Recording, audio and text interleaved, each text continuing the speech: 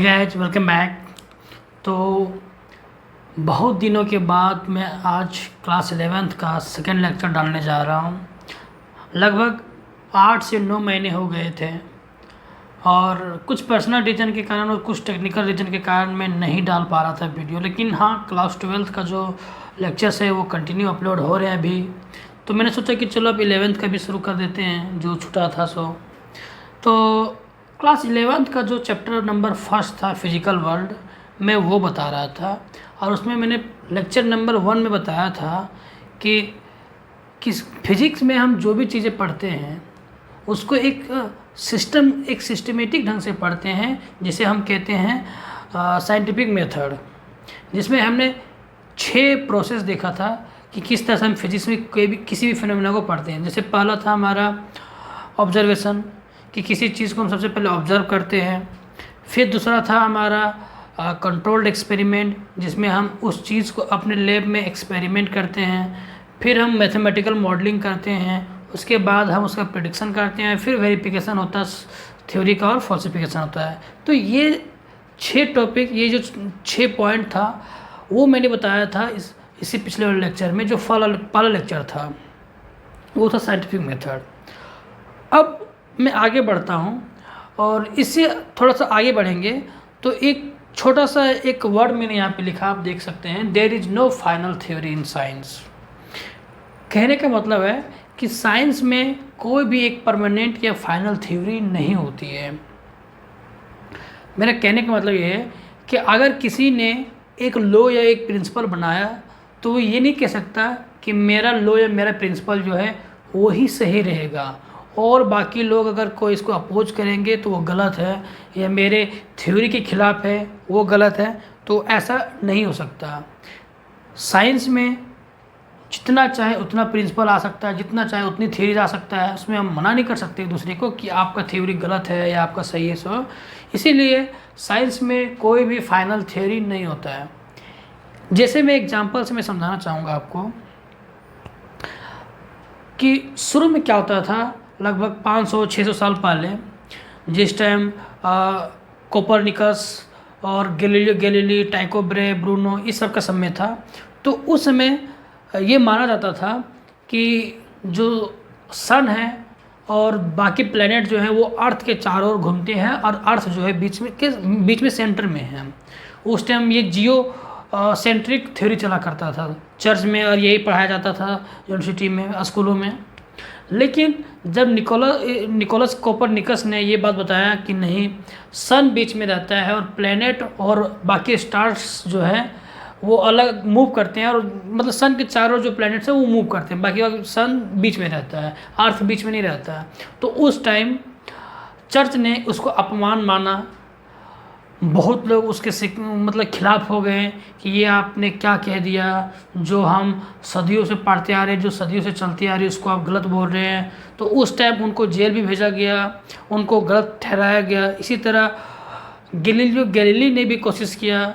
जब उन्होंने ये बात समझाने की कोशिश की, जब उन्होंने सोचा और देखा कि नहीं, निकोलस कोपरनिकस का बात सही है कि सन जो है वो सेंटर में रहता है, अर्थ चारों तरफ घूमता है, तो उस टाइम शुरू में नहीं माना गया। गैलीली का बाद भी उन्हें जिस यूनिवर्सिटी में वो पढ़ाते थे उन्हें उस यूनिवर्सिटी से निकाल दिया गया और उन्हें भी कुछ दिन तक जेल में रखा गया, उन्हें भी घर में नज़र बंद कर दिया गया।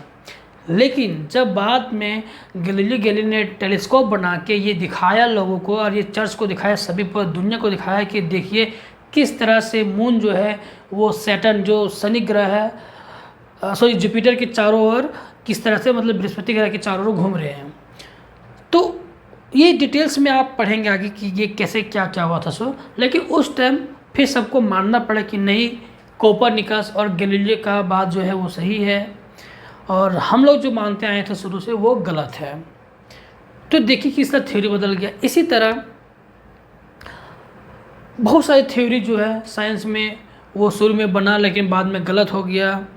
तो आप ये नहीं कह सकते कि जो थ्योरी शुरू में बना था वो सही है और जो अब जो बन रहा है या तो किसी दूसरे ने दे रहा है जो पहले थ्योरी के खिलाफ है तो वो गलत है।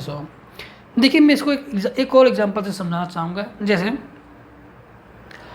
मान लीजिए कि 4-5 लोग हैं, अंधेरे में कहीं जा रहे थे, उन्होंने देखा कि एक हाथी देखा। हाथी देखा नहीं उन्होंने, मतलब उन्हें लगा कि यहाँ पे कुछ है और वो उनको देखने के लिए। तो पहला बंदा जब गया तो उन्होंने क्या किया, पैर को, हाथी का पैर पकड़ा, और वो एक्चुअल में वहाँ हाथी खड़ा था, अंधेरे में हाथी खड़ा था।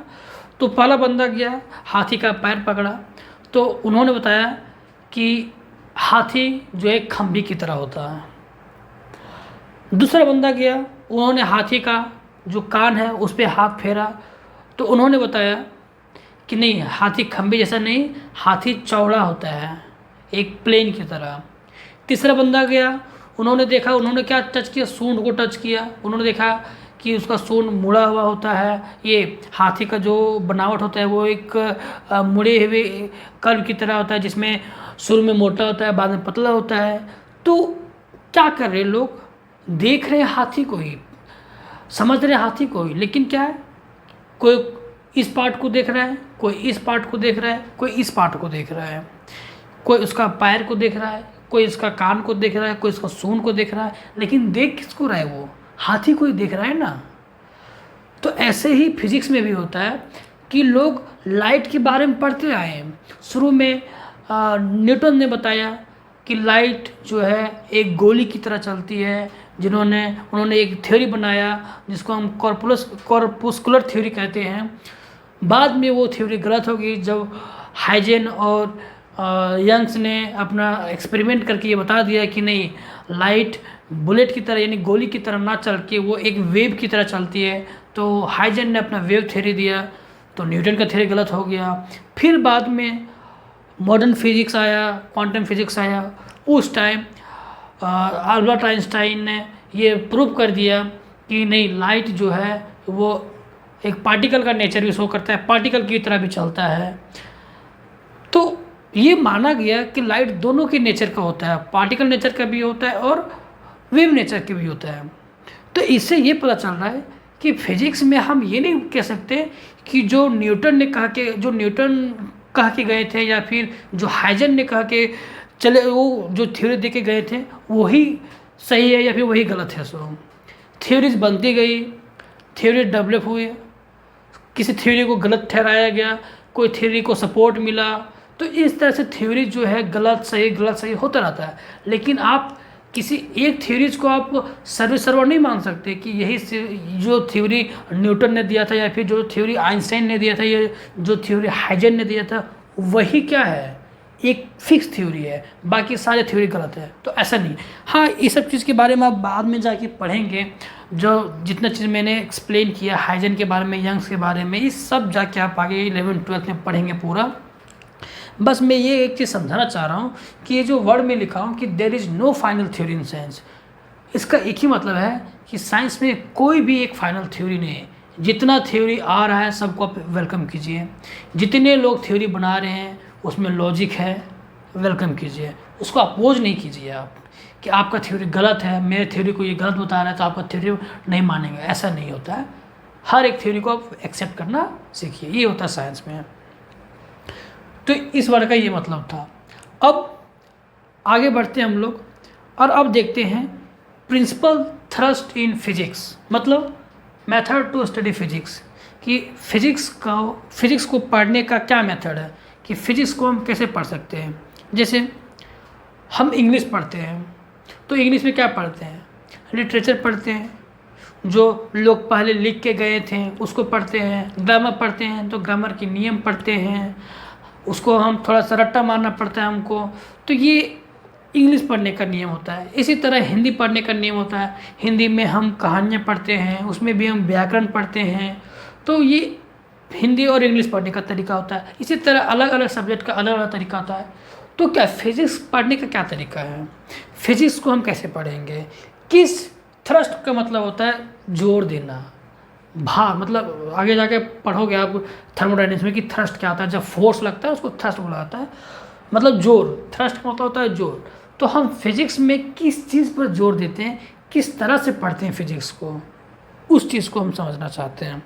तो देखिए ये हमारा दो तरह का होता है। फिजिक्स पढ़ने का दो तरीका होता है हमारा। पहला होता है यूनिफिकेशन, दूसरा होता है रिडक्शनिज्म। तो सबसे पहले हम समझेंगे यूनिफिकेशन के बारे में। यूनिफिकेशन क्या होता है? तो वर्ड से पता चल रहा है यूनिफिकेशन मतलब एक, यूनि मतलब होता है वन। इसका आप समझिए, जैसे एक लॉ समझिए, एक प्रिंसिपल समझिए और आप फेनोमेना समझिए। फेनोमेना मतलब होता है घटना और प्रिंसिपल मतलब जो किसी ने दिया, किसी साइंटिस्ट ने दिया, उसको बोलते हैं प्रिंसिपल। और घटना जो हमें नेचर में दिखता है। जैसे ऐसे समझिए, हम चलते हैं रोड पे, तो अगर बीच में कीचड़ आ जाए तो हम स्लिप करके गिर जाते हैं, लेकिन अगर सूखा रोड पे चलते हैं तो नहीं गिरते हैं। ठीक है, ये चीज़ समझ में आया। इसी तरह एक घटना हमारा होता है, नहीं ये एग्जांपल छोड़िए, मैं दूसरा एग्जांपल समझाता। जैसे मान लीजिए कि एक बॉल को या फिर एक पत्थर को मैं छोड़ता हूँ तो वो धरती पर गिरता नीचे। इसी तरह किसी भी चीज़ को हम ऊपर फेंकते तो वो भी नीचे गिरता है।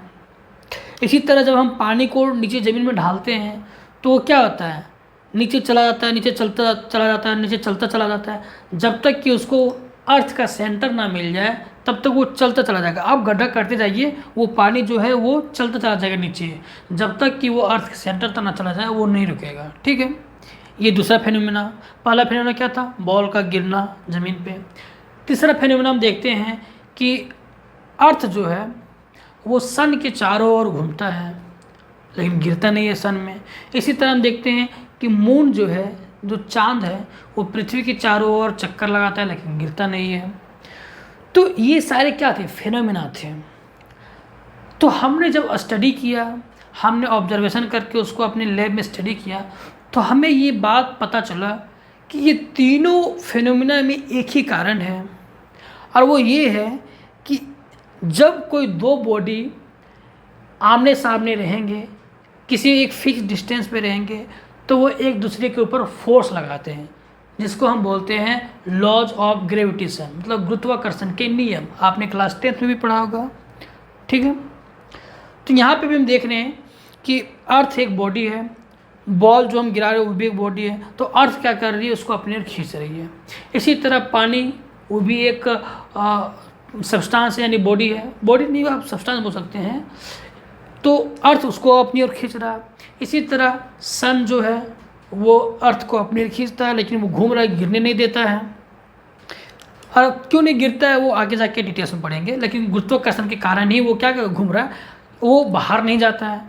ऐसा नहीं कि मतलब वो ऐसे घूमते घूमते बाहर चला गया, सो 2 चक्कर लगाया 3 चक्कर में बाहर चला गया, ऐसा नहीं होता। हम देख रहे हैं सालों से, वर्षों से पृथ्वी जो है सन के चारों ओर घूमता चला आ रहा है और मून भी घूमता चला आ रहा है, तो वो बाहर नहीं जाता। क्यों? क्योंकि सन उसको खींच के रखा है। इसी तरह मून बाहर नहीं जाता है अर्थ के, अर्थ उसको मून को खींच के रखा है। तो ये दूसरा फिनोमेना। तो हम यहाँ देख रहे हैं कि अर्थ और सन दो बॉडी हैं और दोनों एक दूसरे पर क्या है, गुरुत्वाकर्षण का फोर्स लगा रहे हैं। तो एक बॉडी दूसरे बॉडी पर गुरुत्वाकर्षण का फोर्स लगाना क्या होता है, एक प्रिंसिपल है। ये एक प्रिंसिपल हमने बनाया, लेकिन ये तीनों घटना क्या हो रही है, इस गुरुत्वाकर्षण के प्रिंसिपल से ये तीनों घटना क्या हो जा रही है, एक्सप्लेन हो जा रही है, हमें समझ में आ रही है। इसी तरह ढेरों सारी घटनाएं ऐसी है जो हम गुरुत्वाकर्षण के नियम से समझा सकते हैं। ठीक है, तो हम क्या कर रहे हैं, अगर हम यूनिफिकेशन नहीं करेंगे, मान लीजिए हम अर्थ जो चारों तरफ घूम रहा सन का, उसको अलग से पढ़ेंगे। पानी क्यों जा रहा है धरती ज़मीन के अर्थ के सेंटर की ओर, इसको हम अलग से पढ़ेंगे। इसी तरह एक बॉल क्यों नीचे गिर रहा है, उसको अलग से पढ़ेंगे। तो इसी तरह दुनिया भर के लाखों फिनोमेना है हमारे नेचर में, उसको अगर हम अलग अलग पढ़ेंगे तो वो क्या हो जाएगा, एक बर्डन बन जाएगा हमारे लिए, एक बोझ बन जाएगा, बहुत बड़ा सिलेबस हो जाएगा, तो हम नहीं पढ़ पाएंगे। तो हम क्या करते हैं, हम ये देख पा रहे हैं कि ये 3 फिनोमेना जो था, वो तीनों फिनोमेना में एक ही प्रिंसिपल काम कर रहा है, जो है लॉ ऑफ ग्रेविटेशन का।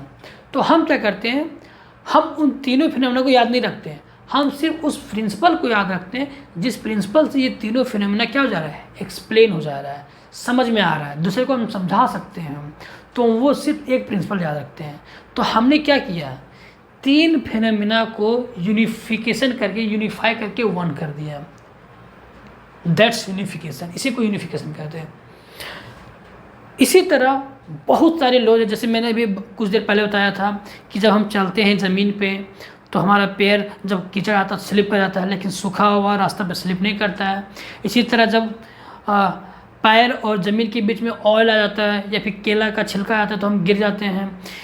और जब हम इस चौक से बोर्ड पे लिखते हैं तो ये बोर्ड के पार्टिकल्स नीचे गिरते नहीं, चिपक जाते हैं।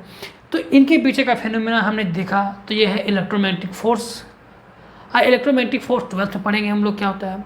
तो हम देख रहे हैं कि 3-4 फिनोमेना मिल के एक ही प्रिंसिपल के कारण चल रहा है, जो है इलेक्ट्रोमैग्नेटिक फोर्स।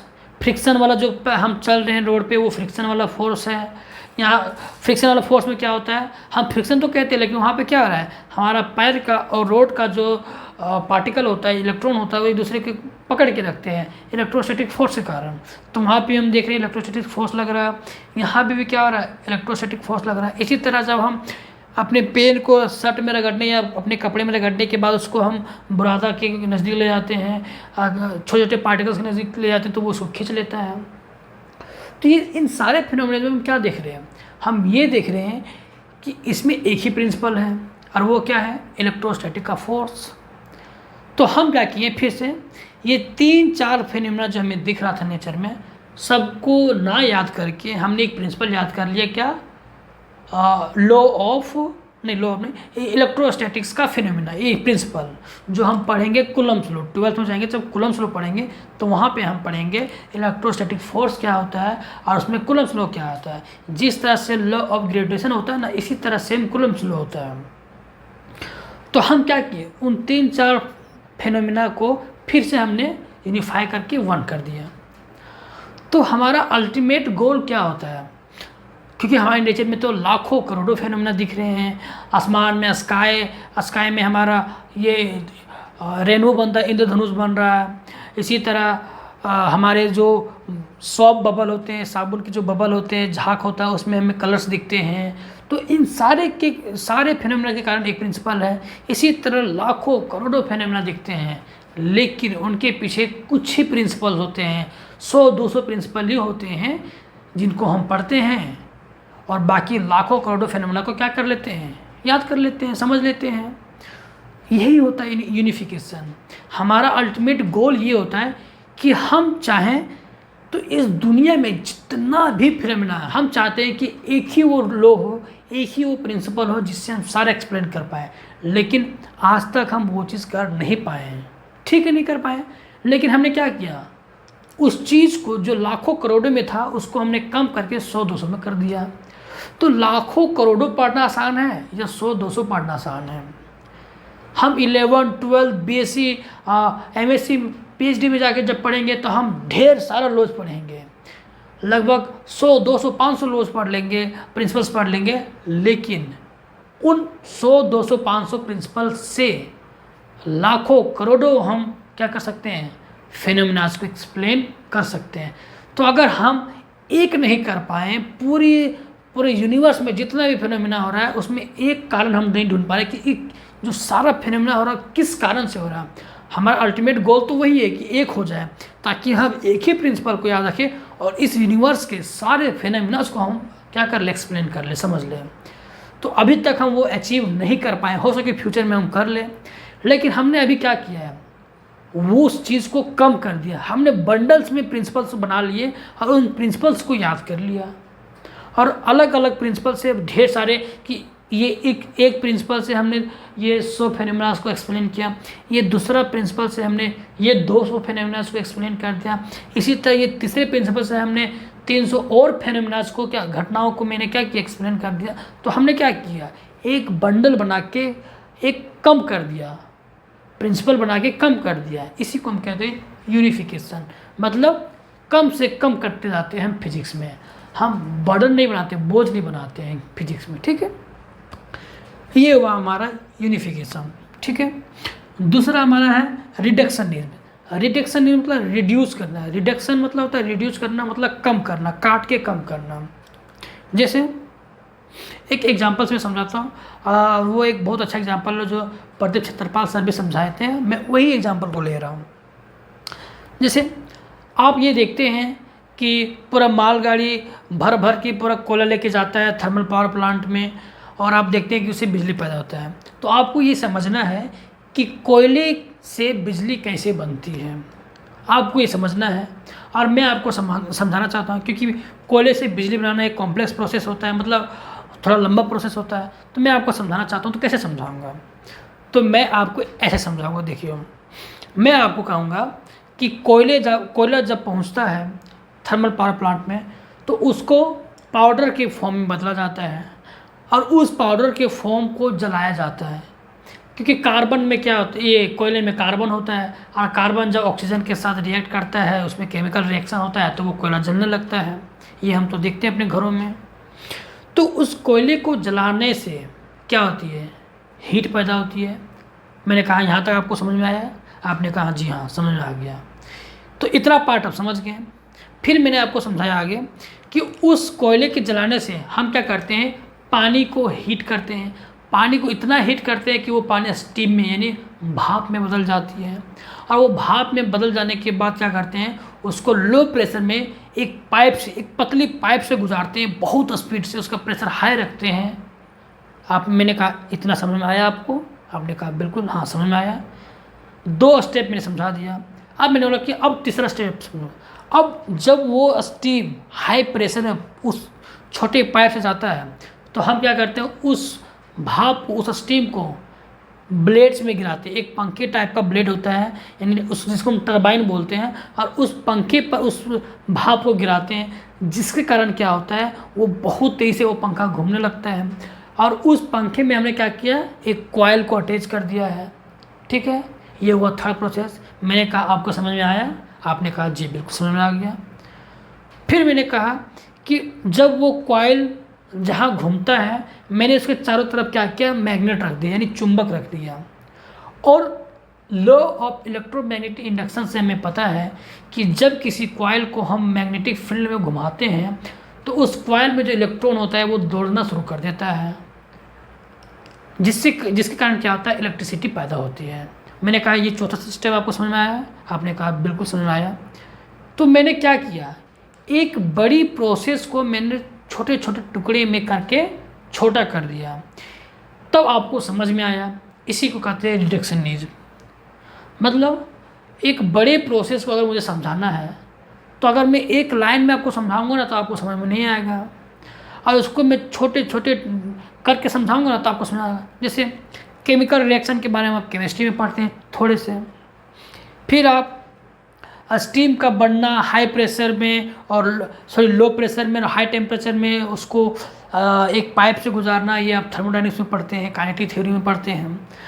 उसके बाद जब उस स्टीम को टरबाइन के ऊपर गिराते हैं, तो उसमें इलेक्ट्रॉन्स उस टरबाइन से जब कॉइल घूमता है मैग्नेट के बीच में, तो उसमें इलेक्ट्रॉन पैदा होता है। तो ये फिजिक्स का कॉन्सेप्ट आ गया, जिसमें आता है इलेक्ट्रोमैग्नेटिक इंडक्शन का लॉ। तो मैंने क्या किया, 3-4 कॉन्सेप्ट को आपको एक पार्ट में करके समझाया, छोटा छोटा हिस्सा करके समझाया। तो क्या हुआ, आपको ये चीज़ समझ में आई कि कोयले से बिजली कैसे बनती है। ठीक है, तो ये होता है रिडक्शनिज्म, जिसमें हम क्या करते हैं, चीज़ों को हम रिड्यूस करते हैं, छोटे छोटे पार्ट में इसको हम बदलते हैं। ठीक है, तो ये होता है रिडक्शनिज्म। देखिए, मैं यहाँ पे इसको डिटेल्स में नहीं लिख रहा हूँ कि यूनिफिकेशन क्या होता है, रिडक्शनिज्म क्या होता है, क्योंकि देखिए इस चैप्टर से आपके एग्जाम में क्वेश्चंस नहीं आने वाले। ये चैप्टर सिर्फ आपको एक एहसास दिलाने वाला है कि फिजिक्स है क्या। इससे क्वेश्चंस नहीं आते, इसलिए मैं शॉर्ट निकल रहा, और मैं चाहता हूँ इस चैप्टर को जल्दी ख़त्म कर दूँ। और ये सेकेंड लेक्चर है, एक लेक्चर और रहेगा 10-15 मिनट का, और 3 लेक्चर में ये चैप्टर ख़त्म कर दूँगा मैं। इसलिए मैं इसको नहीं लिखा रहा हूँ, सिर्फ आपको समझा रहा हूँ। ठीक है, तो यहाँ तक आपको समझ में आ गया। अब आगे हम लोग देखते हैं। ठीक है, तो चलिए अब देखते हैं अगला टॉपिक, जो है हमारा स्कोप ऑफ फिजिक्स। स्कोप मतलब क्या होता समझिए, कि हम फिजिक्स में कितनी छोटी से छोटी चीज़ों के बारे में पढ़ते हैं और कितनी बड़ी से बड़ी चीज़ों के बारे में पढ़ते हैं। स्कोप मतलब होता है एक रेंज, कि हमारा फिजिक्स में रेंज क्या है। फिजिक्स में हम जो भी चीज़ पढ़ते हैं, जिन चीज़ों के बारे में पढ़ते हैं, वो कितनी छोटी है ये फिर कितनी बड़ी है, कितनी भारी है, ये कितनी हल्की है, हमारा स्कोप क्या है।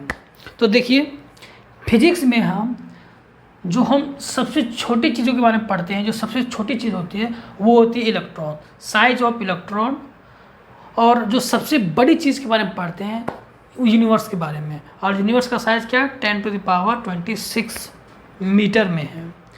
सबसे छोटी चीज़ क्या है यूनिवर्स में, इलेक्ट्रॉन, जिसका साइज़ क्या है 10⁻⁻15 मीटर, यानी 1/10 के और 15 जीरो लगा दीजिए। एक को डिवाइड कीजिए आप कितना, 10 के आगे मतलब 15 जीरो लगाइए आप नीचे और उसको डिवाइड कर दीजिए, तो जो साइज़ आएगा वो क्या इलेक्ट्रॉन का साइज़ है। इतनी छोटी चीज़ के बारे में हम फिजिक्स में पढ़ते हैं। उसके बाद बड़ी से बड़ी चीज़ में क्या हो सकता है, स्टार हो सकता है, गैलेक्सी हो सकता है, हमारा यूनिवर्स होता है, सबसे बड़ी चीज़ यूनिवर्स ही होता है। तो यूनिवर्स का साइज़ क्या है 10⁻26 मीटर, यानी 10 के बाद 26 जीरो लगाना है। अब समझ लीजिए क्या होता है, 10⁹ रहता है तो उसको हम बोलते हैं 1 बिलियन, यानी 1 अरब।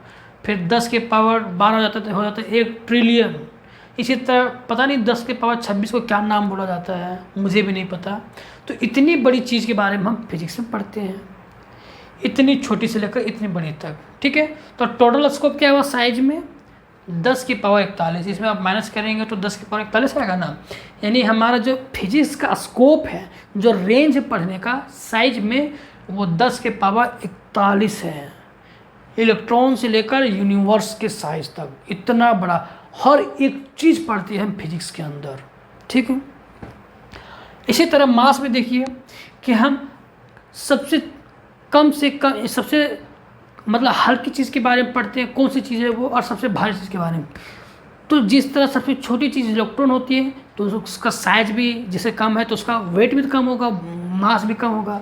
तो जो सबसे हल्की चीज़ होती है वो होती है इलेक्ट्रॉन, और उसका साइज, उसका जो वेट होता है कितना होता है 10⁻31 kg, मतलब 31 kg। इतना हल्का होता है इलेक्ट्रॉन, 10 के पावर कितना है -31 kg, बाप रे। इसी तरह जो सबसे भारी चीज़ होती है, जैसे सबसे बड़ी चीज़ यूनिवर्स है तो भारी तो वही होगा ना, क्योंकि यूनिवर्स में सब कुछ आ जा रहा है हमारा, इलेक्ट्रॉन, प्रोटॉन, न्यूट्रॉन, हम, आप, गाड़ी, बड़ा बड़ा बिल्डिंग, स्टार्स, प्लैनेट्स, ये गैलेक्सी, सब कुछ आ जा रहा है ना। तो सबका वेट मिला के कितना आ रहा है, तो 10⁻55 kg, यानी 10 के बाद आप 55 जीरो लगाइए, उतना kg भार है पूरे यूनिवर्स का। तो मास में हमारा इतना बड़ा स्कोप है, यानी मास में इतना बड़ा स्कोप है हमारा फिजिक्स का पढ़ने का, ठीक है। स्कोप मतलब वही चीज़ कि हमारा रेंज क्या है, हम कहाँ से कहाँ तक पढ़ रहे हैं फिजिक्स को। तो ये हमारा स्कोप था लेंथ में कि हम इतना दूर तक पढ़ते हैं। क्योंकि देखिए इलेक्ट्रॉन से छोटा हमें अभी नहीं मिला, देखिए इलेक्ट्रॉन से छोटा पार्टिकल मिला है, लेकिन वो आपके 11th-12th में है नहीं, तो मैं अभी आपको बता नहीं रहा। तो अभी मैं मान के चाहता हूँ कि इससे छोटा चीज़ हमको मिला नहीं है, तो इसकी चीज़ हम इसके नीचे हम नहीं पढ़ते हैं, इससे छोटी चीज़ों के बारे में हम नहीं पढ़ते। लेकिन यूनिवर्स से बड़ा भी तो हम कुछ जानते नहीं हैं, हमें मिला नहीं है, तो हम यूनिवर्स से बड़ा चीज़ के बारे में नहीं पढ़ते हैं, ठीक है। तो ये हमारा स्कोप हुआ इलेक्ट्रॉन से लेकर यूनिवर्स के साइज तक। इसी तरह मास में स्कोप हुआ इलेक्ट्रॉन के मास से लेकर यूनिवर्स के मास तक। अगर और बड़ा चीज़ मिल जाएगा, यूनिवर्स से भी बड़ा चीज़ मिल जाएगा तो हमारा स्कोप बढ़ जाएगा, ठीक है। इसी तरह इलेक्ट्रॉन से भी हल्का चीज़ मिल जाएगा तो हमारा स्कोप भी क्या होगा, थोड़ा बढ़ जाएगा।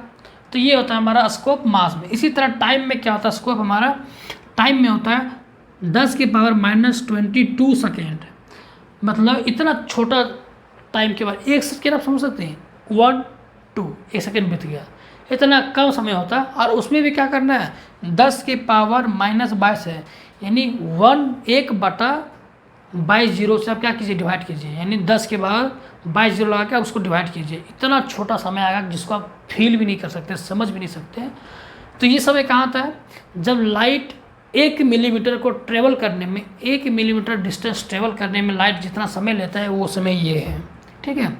इसी तरह 10⁻18 सेकेंड, यानी 10 के बाद आप 18 जीरो लगाइए तो जो टाइम आएगा वो हमारा यूनिवर्स का टाइम है। किसका टाइम है, यूनिवर्स का टाइम। कि यूनिवर्स शुरू में जब फैला था, अभी फैल रहा है, फिर फैलने के बाद फिर जब सिकुड़ेगा और सिकुड़ के जब ख़त्म हो जाएगा तो ये हमारा क्या हुआ, पूरे यूनिवर्स का टाइम हुआ और एस्टिमेट किया गया इतना टाइम, कि इतना टाइम के बाद यूनिवर्स क्या हो जाएगा, सिकुड़ के ख़त्म हो जाएगा। तो ये क्या हुआ हमारा, ये हुआ हमारा टाइम का स्कोप हुआ, ये हुआ साइज का स्कोप, ये हुआ हमारा मास का स्कोप, और ये हुआ हमारा टाइम का स्कोप। तो आप देख रहे हैं फिजिक्स में हम कितनी बड़ी से बड़ी चीज़ों के बारे में पढ़ते हैं, कितनी छोटे से छोटी चीज़ें, कितनी भारी से भारी चीज़ें, कितनी हल्के से हल्के चीज़ों के बारे में पढ़ रहे हैं। सो छोटी से छोटी टाइम के बारे में, बड़ी से बड़ी टाइम के बारे में पढ़ते हैं। तो काफ़ी वेस्ट, मतलब काफ़ी बड़ा स्कोप है फिजिक्स में सच में, और हम हर चीज़ पढ़ते हैं। इसीलिए फिजिक्स इतना बड़ा सब्जेक्ट है। आपको कितना सारा सब्जेक्ट, कितना सारा आपको टॉपिक मिल जाता है। थर्मोडायनेमिक्स हो गया, इलेक्ट्रिसिटी हो गया, ऑप्टिक्स हो गया, क्वांटम फिजिक्स हो गया, क्लासिकल मैकेनिक्स हो गया, सॉलिड स्टेट फिजिक्स हो गया, ढेर सारा हो गया है। हायर क्लास में जाएंगे तो आपका एक एक चैप्टर आपको मिलेगा।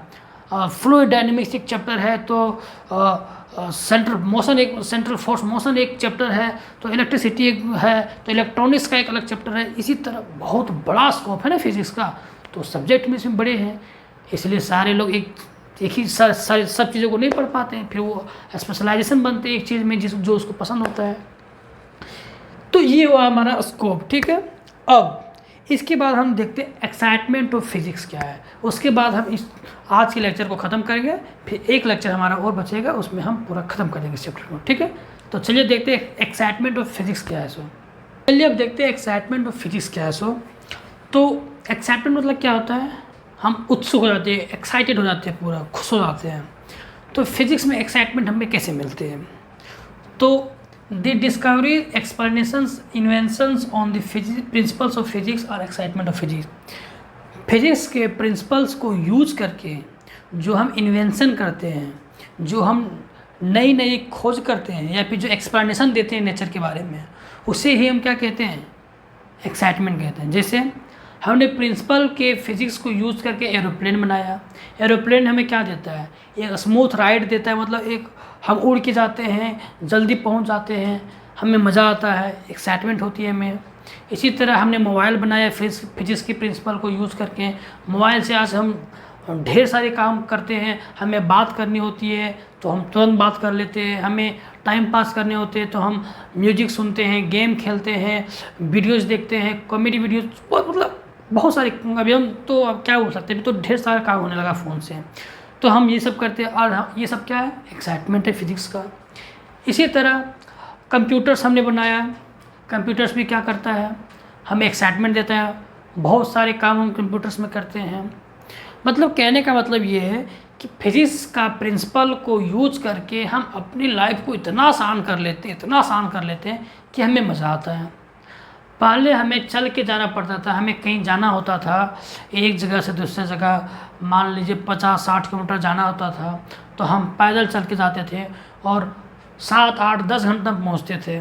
लेकिन आज हमने फिजिक्स के प्रिंसिपल्स को यूज़ करके हमने मोटर बाइक बनाया, हमने कार बनाया, हमने ट्रक, बस बनाया, ट्रेन बनाया, और हम जो 7-8 घंटे में पहुँचते थे वो आज हम मात्र 1 से 2 घंटे में पहुँच जाते हैं। तो ये क्या हुआ, हमारा एक्साइटमेंट हुआ ना, हमें मज़ा आ रहा है ना। इसी तरह हम रेनबो देखते हैं आसमान में तो हम एक्साइटेड हो जाते हैं, खुश हो जाते हैं। तो हम एक्सप्लेनेशन करते हैं, फिजिक्स के प्रिंसिपल लगाते हैं, उसमें ऑप्टिक्स के नियम लगाते हैं और बताते हैं सभी को कि देखिए ऑप्टिक्स के इस नियम के कारण ये रेनबो में दिखता है। तो हम एक्साइटेड हो जाते हैं, एक्साइटमेंट हमारे अंदर आ जाता है। तो ये होती है क्या, एक्साइटमेंट ऑफ फिजिक्स, ठीक है। तो ये छोटी छोटी चीज़ें थी इस चैप्टर में, और आई होप कि आपको समझ में आ रही होगी। इसमें कुछ है नहीं ज़्यादा एग्ज़ाम में पूछने लायक, तो इसलिए मैं इसको डिटेल से ज़्यादा लिखा नहीं रहा हूँ, बस आपको बता दे रहा हूँ जो जो सिलेबस में है या जो बुक में दिया हुआ है। इसके बाद जो अगला लेक्चर आएगा, बस एक लेक्चर और रहेगा 15 या 20 मिनट का। उसके बाद ये चैप्टर ख़त्म करके सेकेंड चैप्टर जो हमारा रियल फिजिक्स शुरू होगा, यूनिट्स एंड डायमेंशन से, उससे हम 11th का रियल शुरुआत करेंगे, ठीक है। तो आज के लेक्चर में हम यहीं तक रखते हैं। अगले लेक्चर में नेक्स्ट लेक्चर में हम इसको ख़त्म कर देंगे, ठीक है।